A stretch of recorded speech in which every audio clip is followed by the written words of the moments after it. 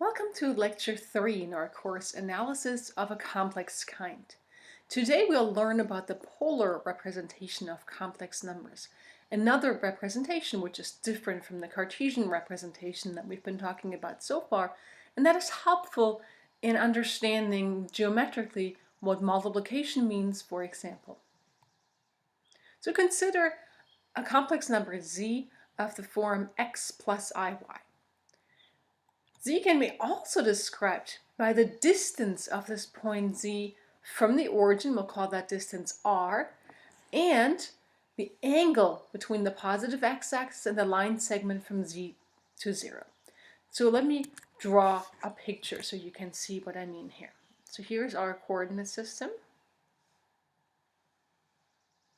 and here's a point Z.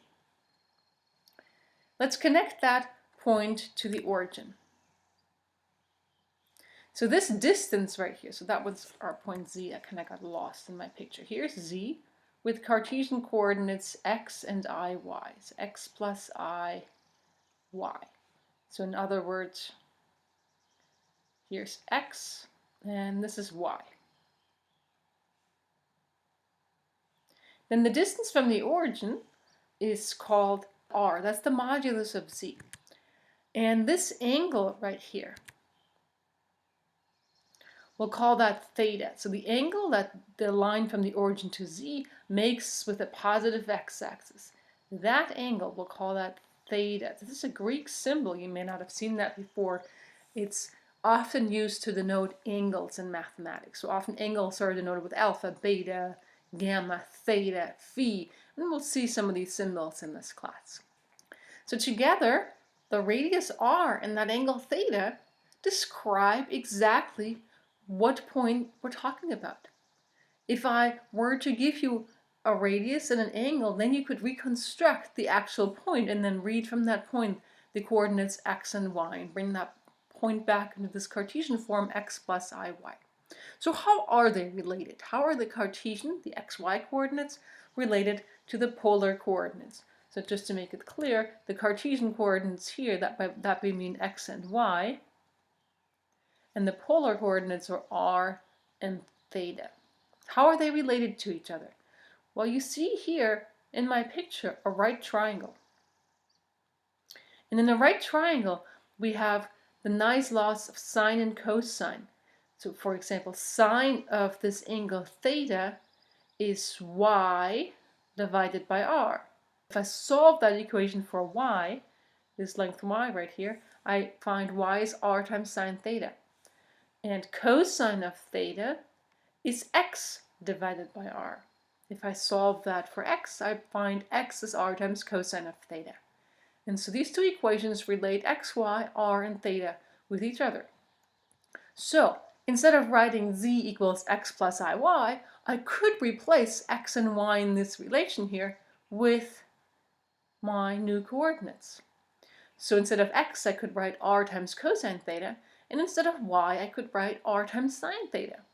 And I find that z then is r times cosine theta plus I r sine theta. Or I can factor out this r. So this r and this r, I can factor them out to become this r, and I find r times parentheses cosine theta plus I sine theta. That is called the polar representation of z. So I just wrote that down one more time. Z is x plus iy, or in polar form r times cosine theta plus I sine theta. And we already know that r, the distance of z from the origin, is just the modulus of z. We know how to find that. But how do you find theta? If I'm giving you x and y, how do you find theta? Well, first of all, it's not unique. There's lots of ways to find an angle. The angle, for example, of a point here, that's like a 45-degree angle I drew. We'll talk about angles in radians mostly. So instead of a 45-degree angle, I will call that the angle pi over 4. But we know that the sine and cosine functions are periodic. So whenever I add 2 times pi, or 360 degrees, to an angle, the cosine and sine of that angle won't change.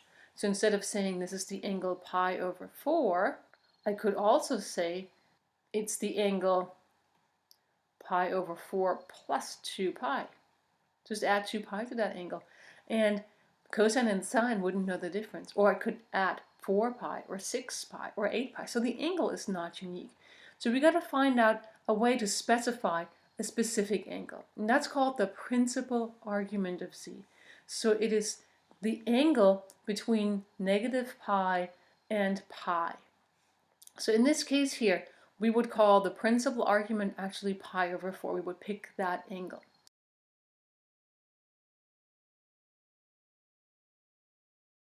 This principal argument is often denoted with arg z with an uppercase A. And it refers to that one value of theta that is between negative pi and pi. When we use a lowercase a for the argument, by that we mean any argument. And so it can differ from the principal argument by a multiple of 2 pi. And so that's what I wrote down here. Little argument of z is uppercase argument of z plus some multiple of 2 pi. And that multiple here is denoted with a k, and k can have any value, 0, 1, 2, minus 1, minus 2, and so forth. By the way, when you talk about the polar representation and an angle, z cannot be 0. If z is equal to 0, so it's the origin itself, there's no angle there of which we could talk. So let's look at some examples. Let me again draw my coordinate axes first. So here is my coordinate axis. And let's say I wanted to find the argument of I. I is the complex number whose real part is 0 and imaginary part is 1, so I'm going to draw that right here. What I need to find is the angle that the line segment from I to the origin forms with the positive x-axis. Well, that's just a 90-degree angle. But we have to use radians. So in radians, that angle is pi over 2. Pi over 2 is indeed between negative pi and pi, and so the principal argument of I is indeed pi over 2.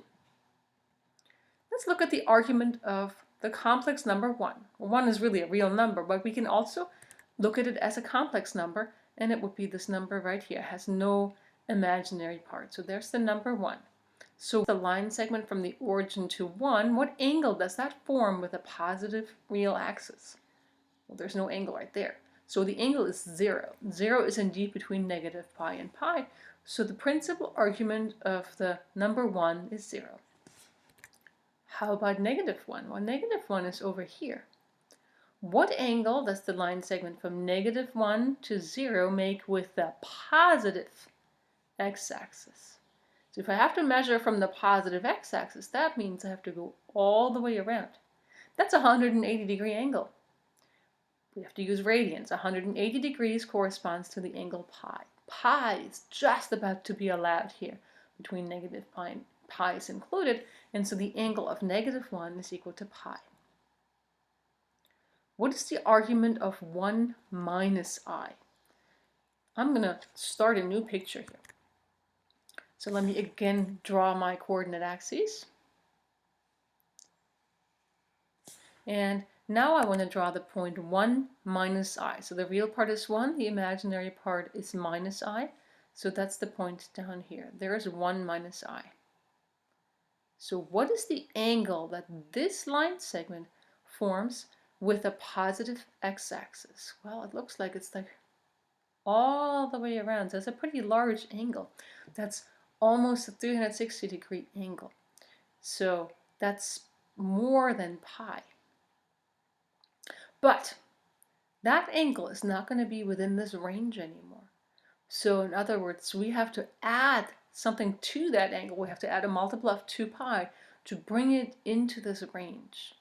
And another way to measure that angle is to go in the negative direction from that positive x-axis, and we could call that angle minus pi over 4. And that indeed is in the correct range. And so we call this angle minus pi over 4. And so the principal argument of 1 minus I is minus pi over 4. And finally, another example, the argument of negative I. Negative I is this point just down here. And again, this is one way of measuring that. That's an angle that is not within the range of pi and negative pi. But if I measure in the negative direction, the angle is minus pi over 2.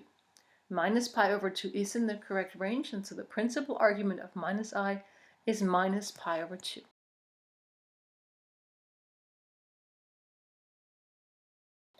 So a convenient shortcut notation that we're going to introduce now is the notation e to the I theta equals cosine theta plus I sine theta. For now, that is simply a shorthand notation because it takes a while to write cosine theta plus I sine theta. I'm going to write e to the I theta, and it's simply a placeholder for this longer notation. Later on, we'll understand why we chose this notation. It indeed has to do with this number e. E is going to be Euler's number from the exponential function. For now, you can just look at this as a symbol, and we'll establish some facts for this symbol. So, if we write z in polar form, z is r times cosine theta plus I sine theta, with my shorthand notation, plugging in I theta instead of cosine theta plus I sine theta, this z can then be written as z equals r e to the I theta. So that's much shorter, and that's called the polar form of z. But it really means nothing but r times cosine theta plus I sine theta. Now we just noticed that this angle theta is only unique up to multiples of 2 pi, so I could simply add 2 pi to theta and nothing would change for the cosine or the sine function. And so for this notation e to the I theta, that means e to the I theta plus 2 pi is the same as e to the I theta or e to the I theta plus 4 pi or any other multiple of 2 pi. Let's look at some examples. What is e to the I pi over 2? Well, what does that really stand for? That stands for cosine pi over 2 plus I sine pi over 2. Cosine of pi over 2 is 0, sine of pi over 2 is 1, so that is equal to I. Another way of looking at that is that this is the complex number of radius 1 and argument pi over 2. We know where that number is. Radius 1 is on the circle of radius 1, and argument pi over 2 means the angle formed with the positive x-axis is pi over 2. So it's this number right there.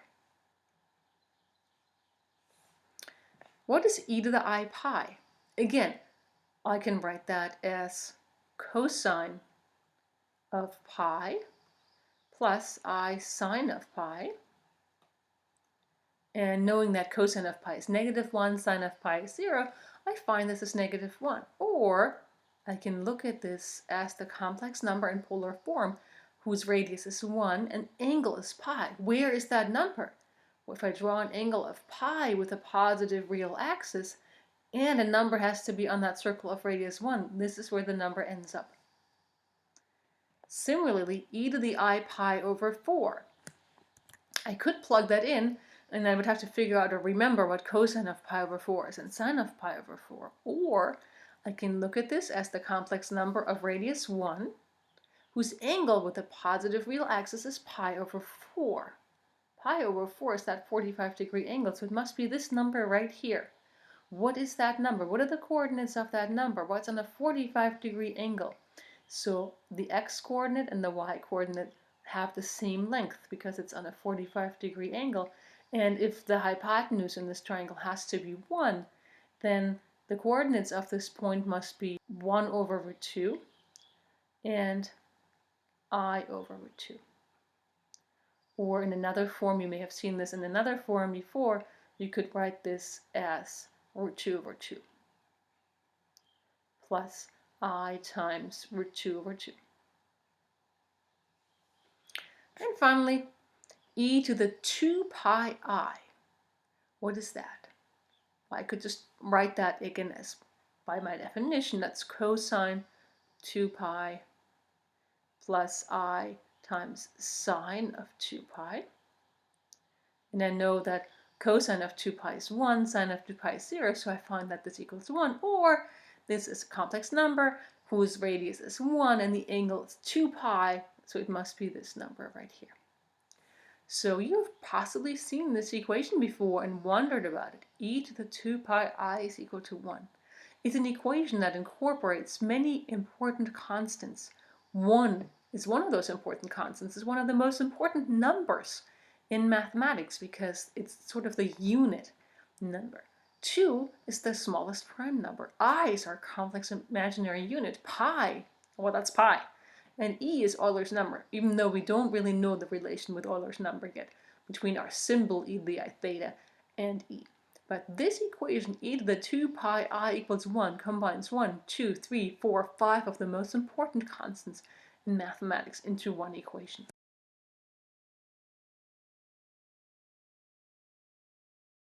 So let's establish some properties of this exponential notation. Let's begin with what is the length of the number e to the I theta. Well, the length of e to the I theta is the length of the number cosine theta plus I sine theta, because that's what the definition was. How do you find the length of a complex number? You take the square root and you square the real part and the imaginary part. The real part is cosine theta, so we square that. And then we square the imaginary part, which is sine theta. But we all know that cosine squared plus sine squared equals 1.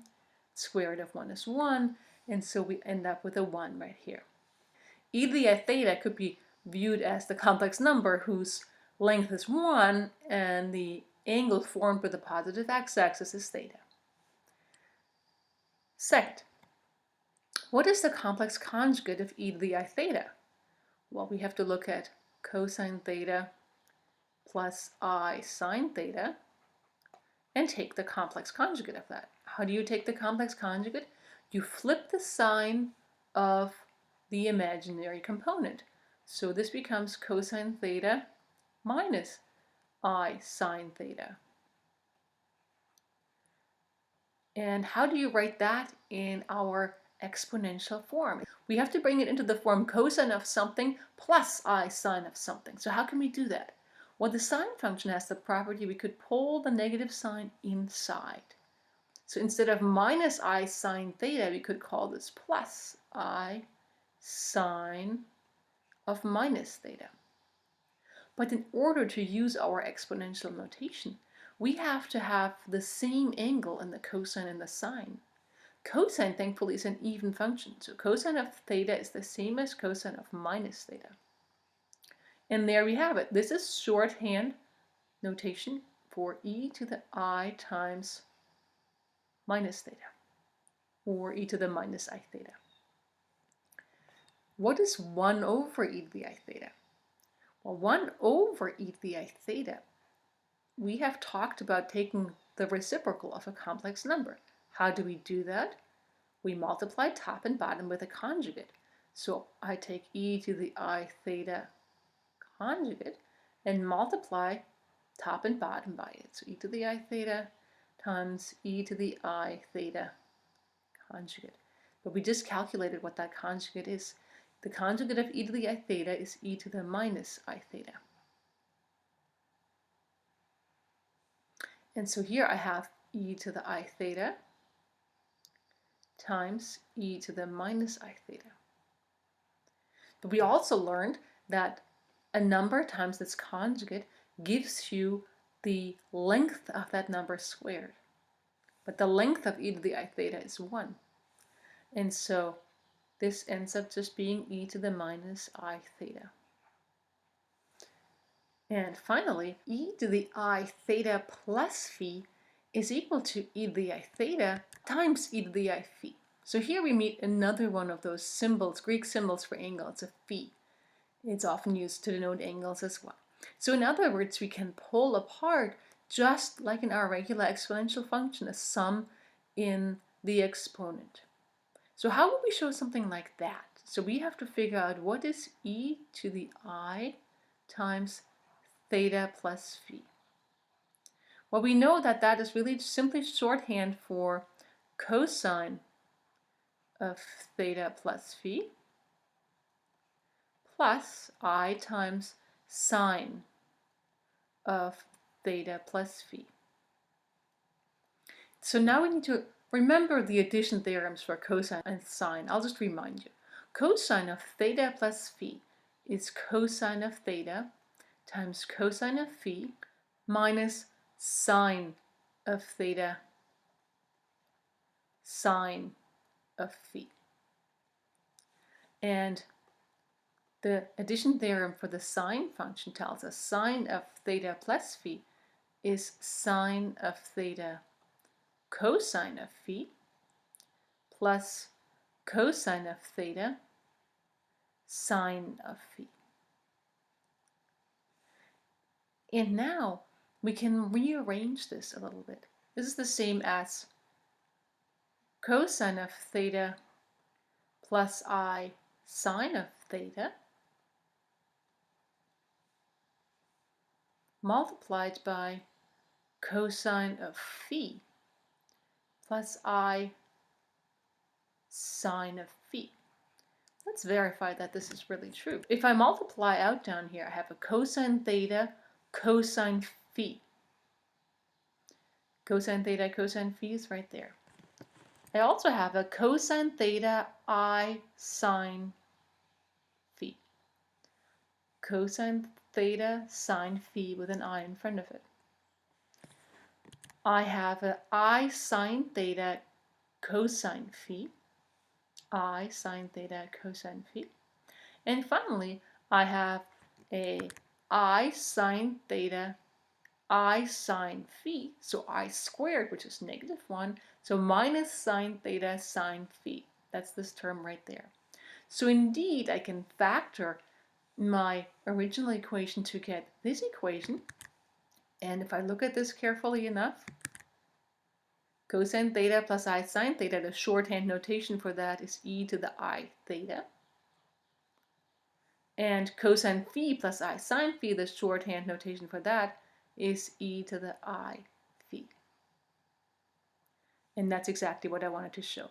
E to the I theta plus phi is e to the I theta times e to the I phi.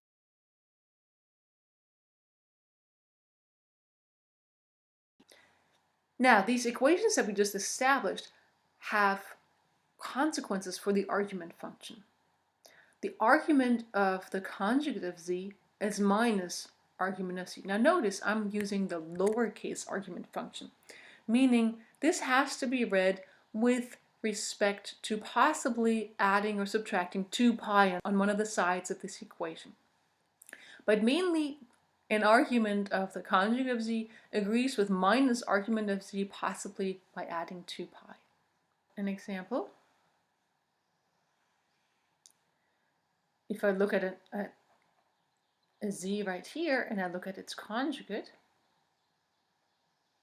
the angle that z forms with a positive x-axis, so here it's like a pi/4 angle, then for the conjugate, the angle we would call that minus pi/4, and that's the negative of the angle that we had for the other number. So it works, sorry, this is conjugate here.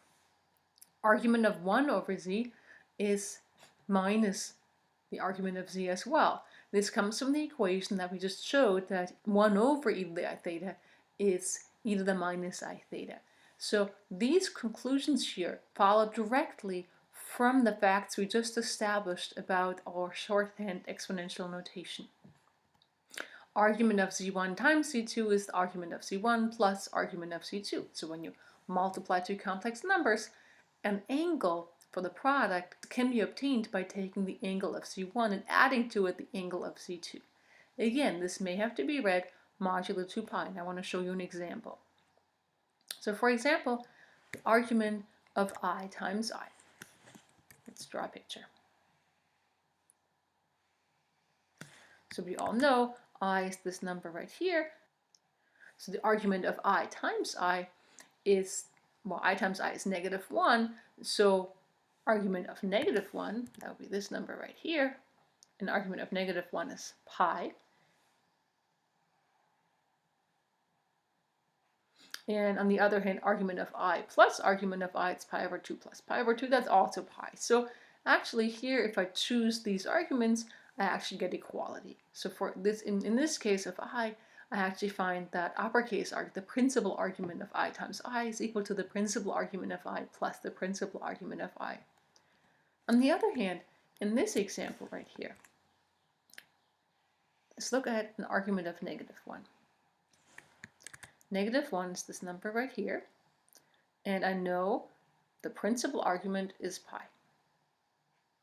On the other hand, -1 times -1 is actually 1. I know the principal argument of 1 is 0, so I'm just going to write 0 here as an argument. But if I choose -1 and choose its principal argument, add to the principal argument of -1, I get pi plus pi, which is 2 pi. And so for uppercase argument, this equation wouldn't quite be true that the argument of the product is the sum of the arguments. I get a difference of 2 pi here for the principal argument. So if I choose an argument for z1 and another argument for z2, I might not get an actual equality here, but I get an equality modulo addition of 2 pi on one side of the equations. So what is the polar form of z1 times z2? Well, let me just plug in. z1 times z2, I'm just plugging in these polar forms. For z1, I get r1 e to the I phi 1, and z2 is r2 e to the I phi 2, and I can just multiply in any order I wish by commutative laws in the associativity of multiplication. I find this is r1, r2, e to the I phi 1, e to the I phi 2, and we just learned that we can combine that as e to the I phi 1 plus phi 2. Let's try to draw a picture here. Suppose we have one complex number, z1, of the form r1 e to the I phi 1, which means the distance from the origin is r1. And the angle it forms with a positive real axis is phi 1. And let's have a second number, z2, and its distance from the origin is r2. And the angle it forms with a positive real axis is phi 2. What is the product, z1 times z2? Well, the product is right here, and it is in polar form. And so the distance from the origin is the product of the two distances, r1 times r2. So since I don't have a scale here, it's hard to see where that is, but say distance is r1 times r2. And the angle it has to form with a positive real axis is the sum of these two angles. And, it's hard to draw, but possibly this could be phi 1 plus phi 2. So multiplication of complex numbers corresponds to the addition of the two angles and the multiplication of the lengths.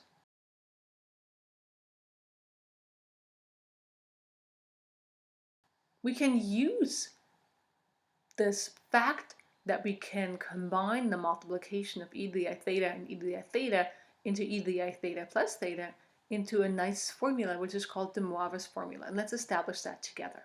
We already know e to the I theta times e to the I theta, that is e to the I times 2 theta. So how about e to the I theta cubed? What does that equal? Well, e to the I theta cubed is e to the I theta squared times e to the I theta. I can just pull one of the e to the I thetas out of there. I already found that e to the I theta squared, which is really what I calculated up here. This is e to the I theta squared, is equal to e to the I times 2 theta. And so if I multiply that by another e to the I theta, by the rules that we established, I can simply add the exponents. So this is e to the I 2 theta plus theta, which is e to the I times 3 theta. And so e to the I theta cubed is e to the I times 3 theta. And similarly, you find that e to the I theta to the power n, for any n, is e to the I n theta. You just keep going the way we just established this fact. This is also true for negative values of n. So we showed that e to the I theta to the -1, which is by definition 1 over e to the I theta, we showed that that's equal to e to the -I theta. And so this is also true for negative values of n. Now recall that e to the I theta is really simply short for cosine theta plus I sine theta. And so this equation that we just established, this one right here, if we write that back in what it really means, we find the following. Cosine theta plus I sine theta to the power n equals cosine of n theta plus I times sine of n theta. Now, these two formulas are called. This is called the Moivre's formula. This is just two different ways of writing down the same formula. But in terms of cosine and sine, this formula has the amazing advantage that we can deduce from it facts about the cosine and sine functions. So here it is again, cosine theta plus I sine theta to the power n is cosine of n theta plus I times sine of n theta. This can be used to derive equations for sine and cosine. Let's just look at it in the case where n is equal to 3. For n is equal to 3, this reads cosine of theta plus I sine theta to the third power is cosine of 3 theta plus I times sine of 3 theta. So let me write that down. So how can that be helpful? Well, on the left-hand side here, I can multiply through. Remember our formula for a plus b to the third power? We had talked about that briefly a while back. A plus b to the third power was actually a cubed plus 3a squared b plus 3ab squared plus b cubed. We can use that here to find cosine theta plus I sine theta to the third power. So it becomes cosine theta cubed, or cosine cubed theta, plus 3 cosine squared theta times I times sine theta, plus 3 cosine theta, I sine theta squared, I squared is -1, and sine squared theta, plus this term cubed. I cubed is minus I, remember? So sine cubed theta.